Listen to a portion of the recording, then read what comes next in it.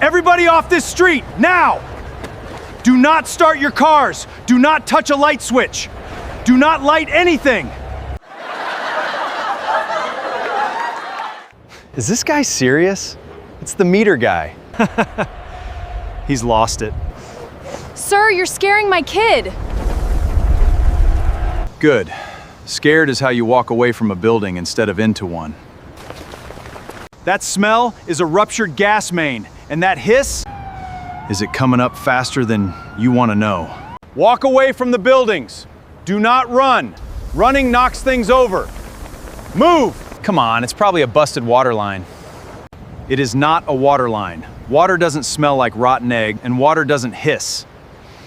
Darius grabbed the coffee shop man by the shoulder and turned him bodily toward the far sidewalk. You smell that? That's them putting a stink in the gas on purpose so you'd smell it. It in time to do exactly what I'm telling you to do.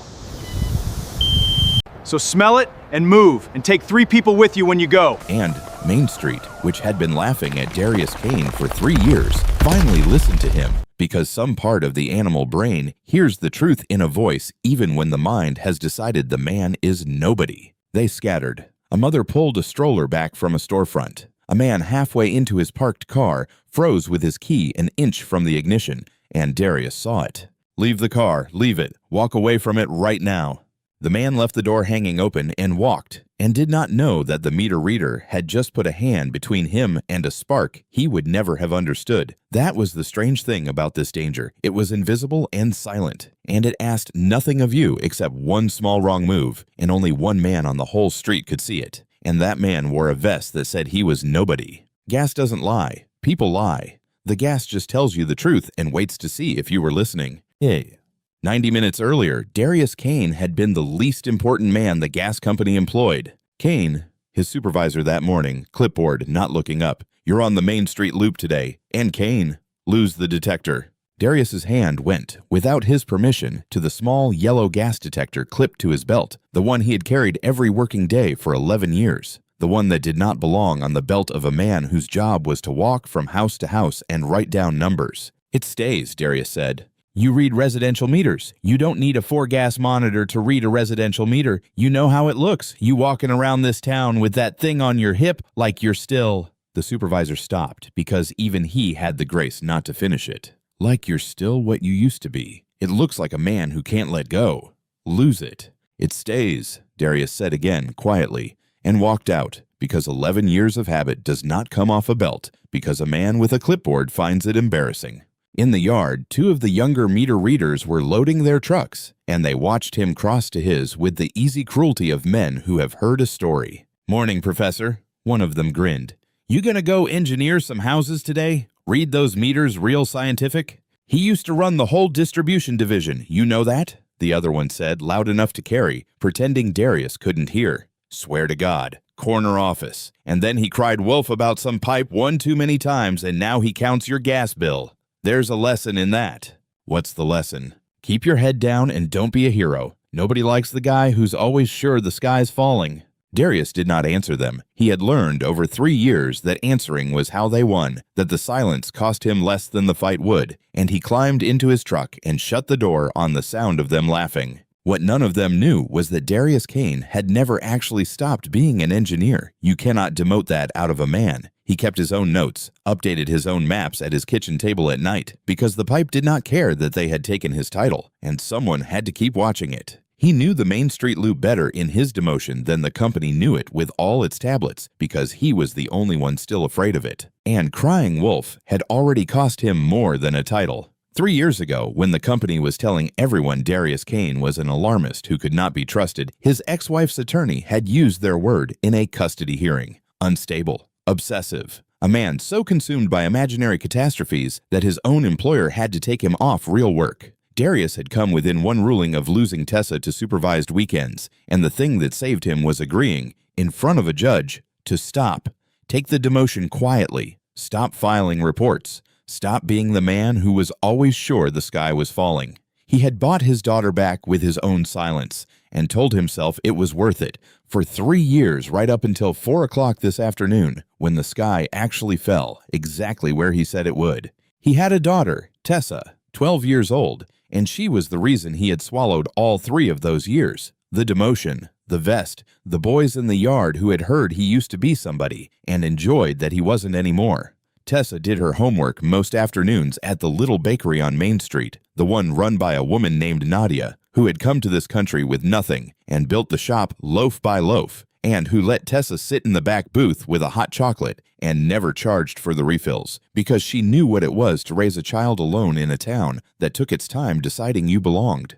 "You gonna pick me up at Nadia's, Dad?" she had asked that morning, backpack on, the same question every morning, and it was the anchor of his whole day. "Same as always," he had said. "Back booth. Don't do the hard math without me. You always say that, and then you can't do the hard math either. That's why we do it together," Darius had said, and kissed the top of her head, and gone to walk his loop, not knowing the wreckage of his old life was about to come up through the middle of the street with his daughter half a block away. "Talk to me. What have we got?" The first fire engine came in 8 minutes after the street breathed, and the officer who swung down from it was a compact woman with a chief's white helmet and the flat, fast eyes of someone who had walked into 100 versions of this.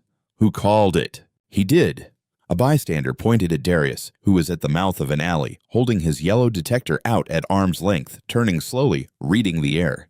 "The meter guy. He got everybody off the street before you got here." "The meter guy." The chief crossed to him. "Marisol Reyes, I'm the incident commander. What am I looking at?" "You're looking at a ruptured distribution main, cast iron, and if the map in your truck is the company map, the map is wrong." Darius did not stop turning, did not stop reading. "It's venting under the crosswalk at Main and 3rd, and it is not staying there. Gas is heavier than air in the mix that's coming up, and this street has a grade you can't see. It falls about 2 feet from here down to the middle of the block, and that is exactly where it's going. It's pooling, and it's moving downhill, and downhill is the bakery, and the bakery has a pilot light and a bread oven that runs on this same gas." Reyes looked at him for 1 second longer than a chief looks at a meter reader. "Say all of that again," she said, slower, "and tell me how a man who reads meters knows the grade of this street to the inch." "Nah." "Because I designed the loop that feeds it," Darius said. He said it flat, no weight on it. The way you say a thing you have spent 3 years not saying, and he watched it land on Marisol Reyes, and he watched her recalculate the entire situation around the man in front of her. "I spent 11 years with this company," Darius went on because there was no time for her to check, and the gas was moving. 9 of them as a distribution engineer. I know every valve, every joint, every low spot on this loop because I walked it, and I mapped it, and I read it 1,000 times. Gas doesn't lie. People lie. The gas just tells you the truth and waits to see if you were listening, and right now it is telling me it is walking downhill toward a bakery, and I am the only person on this street who can hear it. So you can spend the next 2 minutes checking my credentials, or you can spend them letting me read the air. Your call, Chief, but the air isn't waiting for either of us." Reyes looked at him for 1 second longer than a chief looks at a meter reader. "Then read it," she said. "Fast." Darius lifted the yellow detector and thumbed the range up, and the screen ticked awake, and he swept it low along the gutter where the heavier air would run. The number climbed as he angled it toward the grade, 100, 140, 190, and he turned it a few degrees down toward the storm drain and watched it jump again, and he had his answer in 4 seconds flat. "The grade falls 2 feet to the middle of the block. The bakery's at the bottom, and the number climbs every inch I point it that way." He held the screen up so she could see it move. "That's the gas telling both of us where it's going, in daylight, right now. Move your people and check my credentials later. You're Darius Kane." A different voice. A man had come up behind Reyes, tall, gray suit under a hastily zipped company jacket, a tablet in his hand, and his face when he looked at Darius was doing several things at once and trying to do none of them. "Chief, this man is a meter reader. He had an engineering role with us some years ago, and it did not end well, and I would strongly caution you against." "And you are," Reyes said. "Victor Lend, Director of Operations. I'm the senior company official on scene, and I have the current system map right here." He held up the tablet. "The main shutoff for this segment is valve 14, 2 blocks north. I've already sent a crew. We isolate at 14, we bleed the segment, we go home. This is a bad afternoon, not a disaster, and it does not require input from a former employee with a grievance." "Bad afternoon." Darius did not look up from his detector. "Chief, ask him how many homes are on this segment. Ask him the ignition sources between the brake and the bakery. He doesn't know because he runs the budget, not the loop. I'll tell you. 42 service connections, a bakery with a live oven, and every parked car on this block, because a starter motor is a spark, and a spark is all this needs. That's not a bad afternoon. That's a fuse, and it's lit, and it's burning toward the one building on this street with a child in it. You're frightening people, Victor said. People should be frightened. Frightened people walk away from buildings. That's the goal. Darius finally looked up from the detector. Read the number with me, Chief. At this venting rate, the pool reaches the bakery oven in about 8 minutes. That was 8 minutes when the street broke. We've spent 2 arguing, so call it 6. And every car that starts, every door that sparks, every idiot who flicks a lighter to see better takes a minute off that clock. So the real number isn't 6. It's 6 and dropping faster than time does. That's the timer. Now let me beat it. Somewhere up the block, an engine turned over, a driver who had not heard, and the detector jumped, and Darius flinched at it. 6 just became 4, he said. Chief, please. It requires input from whoever's right, Reyes said. Kane, is it valve 14? Darius looked at the tablet in Victor Len's hand, and something old and cold moved through him. No, he said. It is not valve 14, and he knows it isn't. Hey. Valve 14 was decommissioned 4 years ago, Darius said. It's welded. Send a crew, they'll stand there turning a dead valve while the pool walks downhill to the bakery. The real shutoff is valve 9. South, not north. His crew is walking away from the problem. That is categorically false, Victor said, smooth. But Darius had spent 3 years learning the exact texture of Victor Len's smoothness. The map is the map. I can't allow a former employee to redirect crews on a 3-year-old memory. If he's wrong, that's on your report and mine, Chief. It was a good move. It put the fear on the person who had to decide. And then Darius saw it, small and quick. When Reyes leaned in toward the tablet to look at valve 14, Victor angled the screen a few degrees away from her, a tiny reflexive turn, the gesture of a man who did not want a fire chief reading his map too closely. It lasted half a second. Darius filed it and said nothing, because half a second is not evidence, but his body had already gone cold, because he had seen Victor Lend make that exact small movement across a conference table 3 years ago. It isn't memory. It's a live instrument reading actual gas. Darius held Victor's eyes. A map is a claim. A detector is a measurement. When they disagree, you trust the measurement. The man telling you otherwise is telling you something about his map. You are grandstanding while gas fills a street, Victor said. 90 seconds. The detector settles it. Darius was already moving south. One of us is walking your people toward 40 families and 1 away. Let the gas decide. Reyes looked at the detector. She looked at the tablet. She looked at a bakery half a block down with a light on in the window. 90 seconds, she said. Go.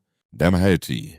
Darius went down the street with the detector out, and this was the thing he had been the best in the company at. Once, before all of it, reading a system by its breath, and his body remembered it the way his hands remembered his daughter's shoelaces, without asking his mind for permission. There is a way an engineer moves through a hazard that is nothing like the way a frightened person moves through it. The frightened person moves fast and looks everywhere. The engineer moves slow and looks at the one thing that matters. Darius walked the center line of Main Street at an even pace. The detector held level, his eyes flicking between the number and the fall of the road, and to the crews watching, he did not look like a man in danger. He looked like a man doing arithmetic in a language none of them spoke, and the numbers were bad and getting worse, and he read them out loud without a tremor, because 11 years of standing over exactly this had burned the tremor out of him a long time ago. Readings climbing as I go south, he called back, walking, eyes on the meter, voice steady. 200.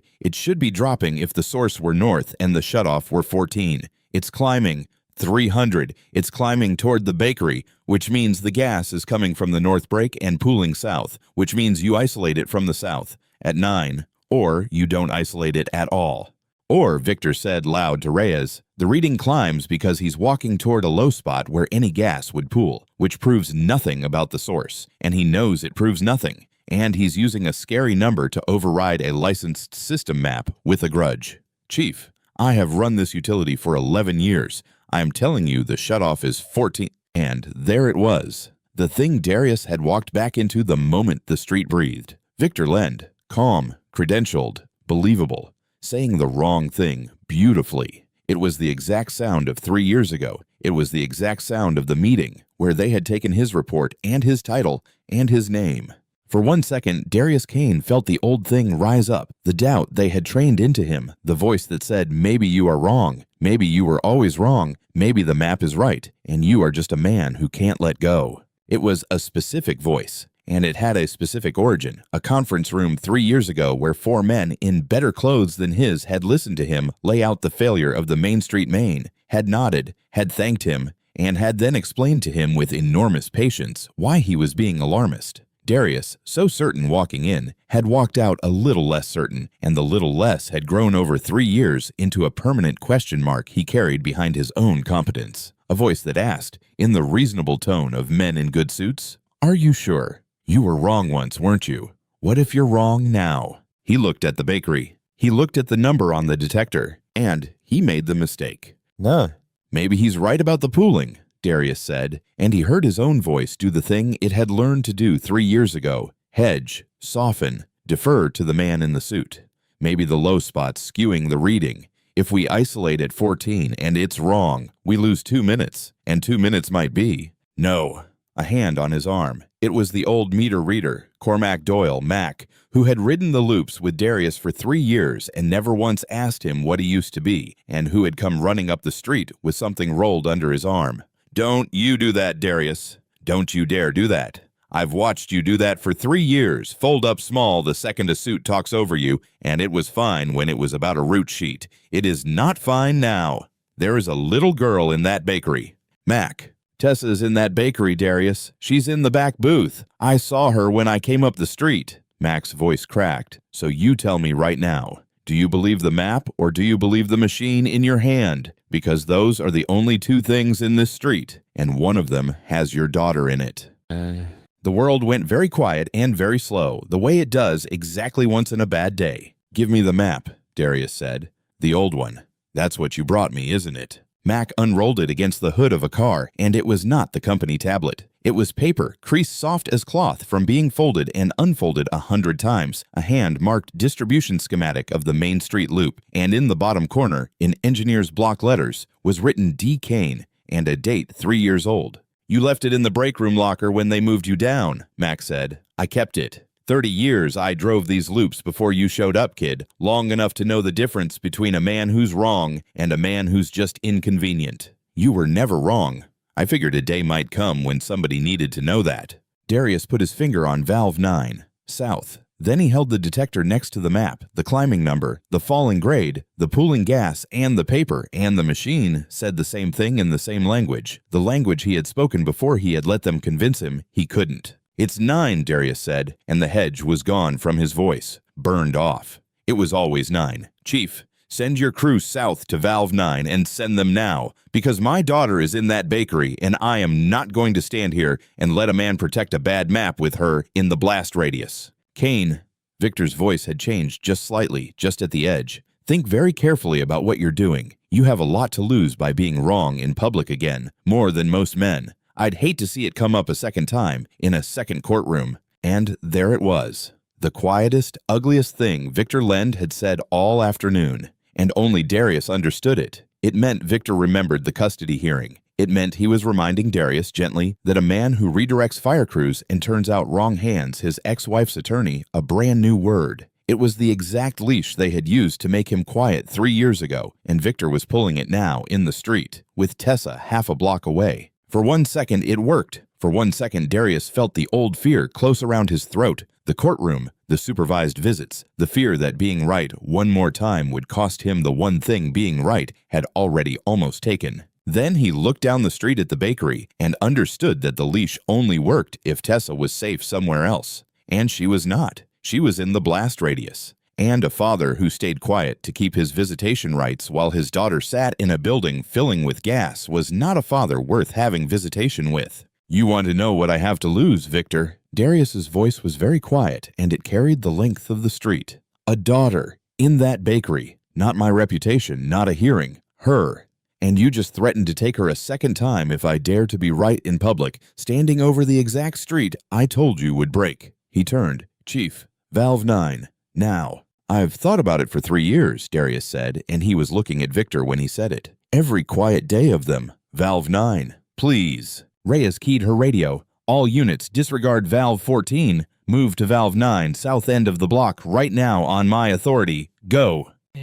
You just made a serious mistake, Chief. Victor stepped in close, and his voice dropped to the register men use when they want a threat to sound like counsel. That man filed a report 3 years ago that nearly cost this company millions in unnecessary replacement. It was reviewed. It was found to be alarmist. He was reassigned. That is the documented history. And now he is using your emergency to relitigate his grudge. And when this is over, there will be an inquiry, and your name will be on the decision to trust him over the licensed operator of record.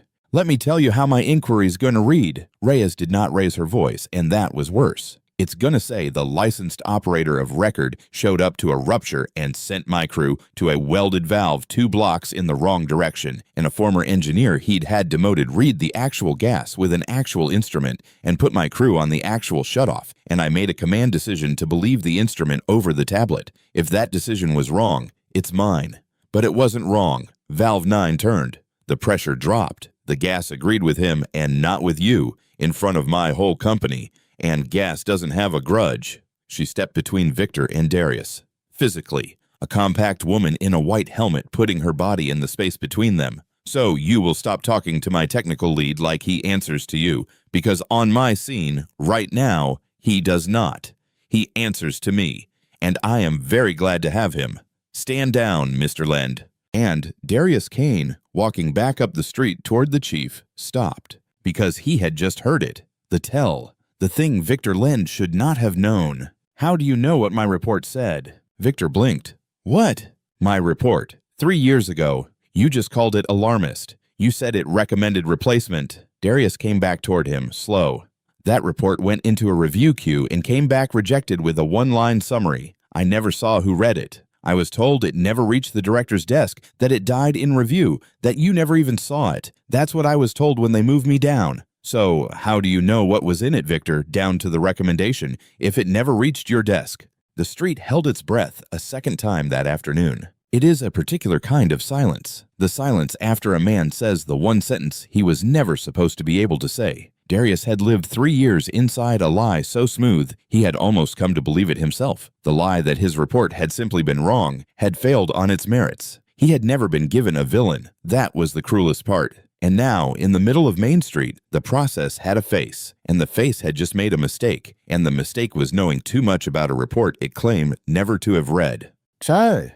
Everyone in review sees a summary, Victor said, but it came half a beat too late, and Marisol Reyes had not run into 100 bad rooms without learning to hear a half beat. You know what's funny, Lend? Reyes had gone very still. 4 years ago, I ran the fire at the Delton Street apartments. 2 dead. The board found a delayed gas inspection was a contributing factor, and the company's rep stood in front of my inquiry and told everyone the schedule was perfectly adequate, and the fire chief was overstating a routine lag. I never forgot that man's face. 2 people burned behind his adequate schedule. She looked at him.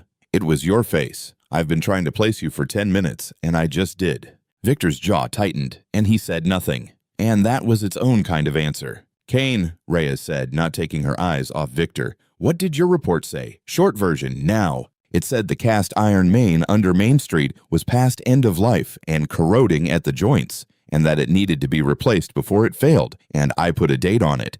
And the date was inside 3 years. Darius's voice was steady, and it carried. It said if it wasn't replaced, it would rupture at the weakest joint, which my survey put at the intersection of Main and 3rd, where the street breathed 40 minutes ago. I told them where it would break, and when. And they buried it. And they moved me to meters so I'd stop saying it. I filed the report that would have stopped this. And they buried it. And then they buried me next to it. And I let them, because reading meters was easier than being right about something nobody wanted to hear. That is a wild distortion of a routine engineering disagreement, Victor said. Then show the chief the report, Darius said. It's in the company system. Pull it up on your tablet right now, the one you're holding, and show her the review notes. And show her whose signature is on the rejection. Show her it wasn't yours. Go ahead. Victor Lend did not pull up the report, and that, more than any number on any detector, was the thing that turned Marisol Reyes all the way around. Valve 9 is turning, a voice crackled on Reyes's radio. "We've got it, Chief. It's live. It's not welded. It's the real shutoff. Pressure's dropping on the segment. Readings coming down." Darius closed his eyes for 1 second, and something in his chest that had been clenched for 3 years loosened by a single notch, because the gas had just agreed with him in front of everyone, the way it always would, the way it never lied. He had spent 3 years wanting someone to say the words the radio had just said, that Kane was right, that the valve was real, and now that he had it, he found it was worth almost nothing set beside the light still burning in the bakery window, because being right had never once pulled a child out of a room full of gas. Only doing the next thing did that. But the detector in his hand was still climbing. "Chief," he was already moving. "Isolating the source stops it getting worse. It does not clear what's already in the street, and what's already in the street is still pooling downhill, and it is almost at the bakery, and the bakery has a bread oven with a live pilot. Shutting 9 bought us time. It did not buy us the girl. I need the block from 3rd down to the bakery cleared, and I need the power to that building killed from the pole, not the switch. Nobody touches an inside switch. A switch makes a spark, and a spark is all this needs. The baker's out." One of Reyes's crew, breathless, coming off the perimeter. "Woman named Nadia. She ran out when the street cleared. She's safe. She's over here. But she's saying there's a kid. A regular. A girl who does homework in the back booth every afternoon. She didn't see her come out. She's screaming that there's a little girl still in the—" "That's my daughter," Darius said, and the whole perimeter went quiet. "The girl in the back booth is my daughter." "Then take my key." A woman pushed through the crew line, flour on her apron, Nadia pressing a ring of keys into Darius's hand with shaking fingers. "The alley door. It sticks. You lift it. Do not pull it. Lifting doesn't make the noise. And the oven cutoff is behind the flour bins, not on the wall. My husband moved it. Lift the 3rd bin. Go. Bring her out. I will feed that child free until she is grown. Just bring her out." It was the most useful thing anyone had told Darius all afternoon, and it had come from a woman in an apron who had every reason to run and had instead run back to hand a meter reader the map of her own kitchen. "Watch for us at the alley, Nadia." He was already moving. "Kane, your daughter." Reyes was moving with him. "Let my people go in for her. That's the job. That's what we're for." "Your people don't know the alley door sticks, or that the cutoff's behind the bins," Darius said. "Now I do, because Nadia just gave me both. Let me get my kid. Put your crews on the perimeter where they belong. Please, Chief. I have done the dangerous version of this 100 times. I just stopped 3 years ago. I did not forget how." Reyes looked at him and made the call that no protocol would have made for her. "Go," she said. "Doyle goes with you. Anything sparks, anything changes. You are out, both of you. I don't care who's inside. Understood." "Understood." "Kane." She caught his arm for 1 second as he turned. "I've sent people into buildings before. It's the worst part of this job. I have never once sent a man in to get his own child. So hear me. If it goes bad in there, you come out. A girl who loses her dad slow over 50 years is still better off than a girl her dad got out of a building. Both of you, or neither. Say it back." "Both of us or neither," Darius said. "I don't believe you, but go." Darius went down the street toward the bakery with the old meter reader beside him and the detector in his hand, and the numbers told him the story of the air the whole way, and the story was getting worse, and the last 30 feet the reading climbed so fast he made Max stop at the door. "You stay here. You prop this door with your body so it never fully closes, because a latch can spark, and you do not follow me in unless I call you." Darius handed Mac the detector. "You watch this. You call out the number every 10 seconds so I can hear where the air's going while I've got my hands full. You don't guess. You don't round. You read me the number. That's your job, and it's the most important job on this street. Go." Mac took the detector in both hands like it was a live thing. An old meter reader who had spent 3 years quietly deciding that the quiet man beside him on the loops was worth more than the company had ever paid him, and who was about to prove it by standing in a doorway between a street and a room full of gas, reading numbers, because the man he believed in had asked him to. He set his shoulder against the door. He held it open a hand's width. No latch, no closing, and he lifted the yellow machine to his eyes. "Number's 400, Max said, his voice shaking, propping the door. "Darius, 400. Is that—" "Keep reading. Don't tell me if it's bad. I know if it's bad. You just read me the number." And Darius Kane walked into a bakery filling with gas to get his daughter and shut down the thing that could turn the whole block into a hole in the ground. Tessa was in the back booth, exactly where Mac had said, and she was scared, and she was smart, and she had done the thing Darius had taught her without ever telling her why he knew to teach it. Dad. She did not stand up fast. She did not run. I smelled it. I turned off my phone. I didn't touch the light. I've just been sitting really still waiting for you because you always come. And Darius Kane, in the middle of the most dangerous 4 minutes of his adult life, had to stop for exactly 1 second and press his hand flat against his chest because his 12-year-old had just told him she had spent the worst minutes of her life being brave in the exact shape he had taught her to be brave. How did you know to do all that? He asked, and his voice was not quite steady. The phone, the light. I never told you why. You didn't have to. Tessa's eyes were huge, but her voice was level, his level, the level he used on the worst days. You do it every time we lose power. You do it when the stove clicks and doesn't catch. You never said it was about gas, but I watched you. I always watched you, Dad. That's my girl. That's exactly right. Every bit of that was exactly right. He crossed to her, calm, his hands sure. Now here's the next part. We're going to walk out together, slow. And on the way, I have to do one thing at that big oven, 10 seconds. And then we walk out that door where Mac is. And we keep walking. And we do not stop. Can you do the slow walk with me? 450, Mac called from the door. Is that bad? Tessa whispered. It's a number, Darius said. Numbers just tell us the truth so we can decide what to do. Come on, slow.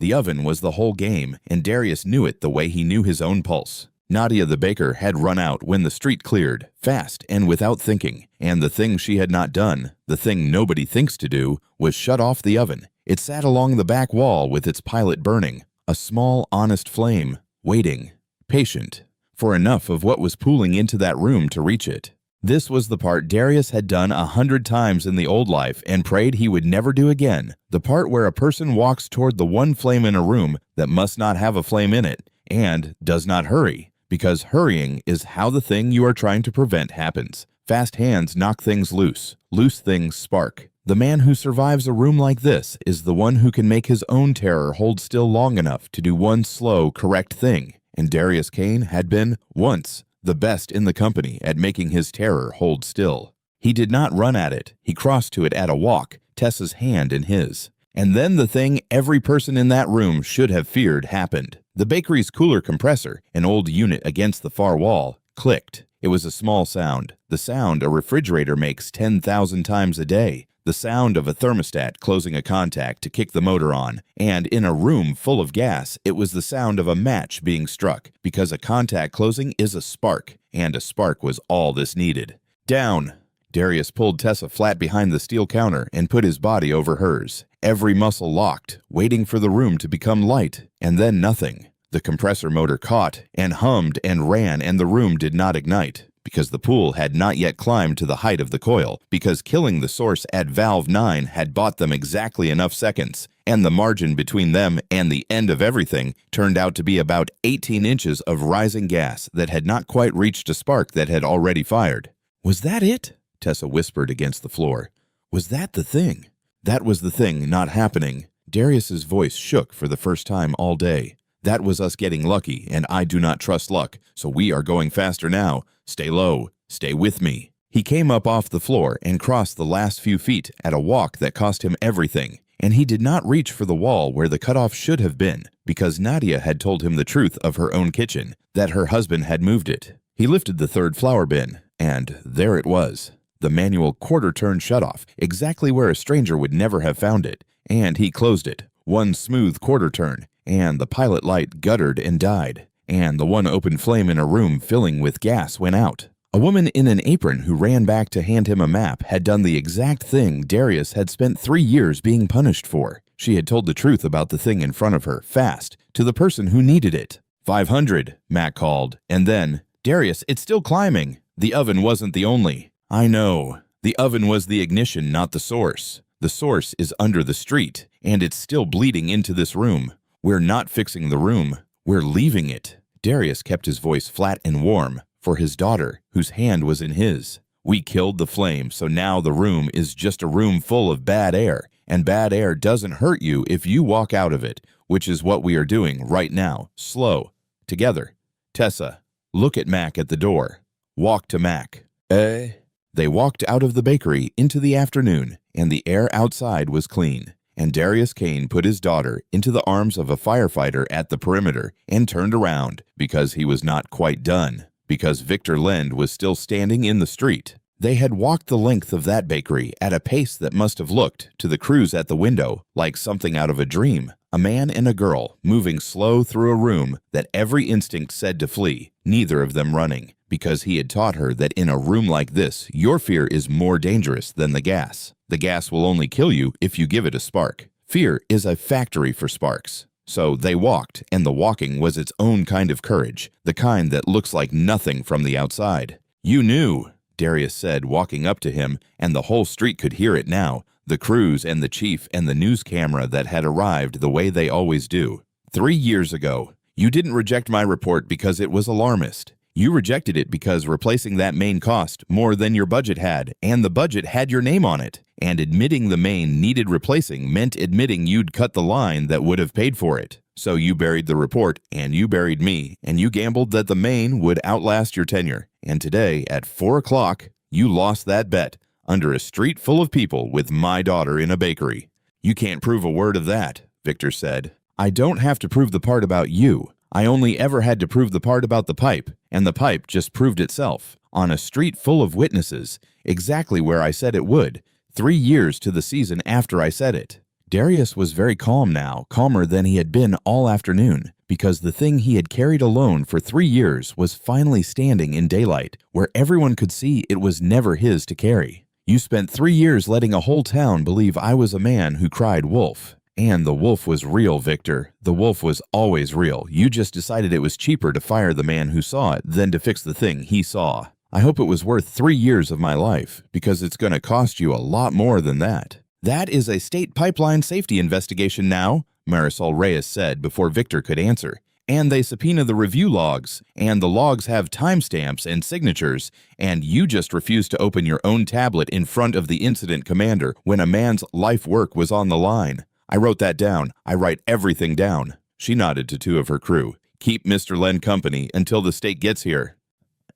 The gas company sent someone new the next week, a woman who had not been there 3 years ago, and she found Darius Kane at the little bakery on Main Street, where the oven was cold and the front was taped off, and Nadia was already talking about reopening. Mr. Kane, I've read your report, the one from 3 years ago. She had it in her hand, printed, the real one, not a summary. You were right about all of it. The date, the location, the failure mode. You called it to the intersection.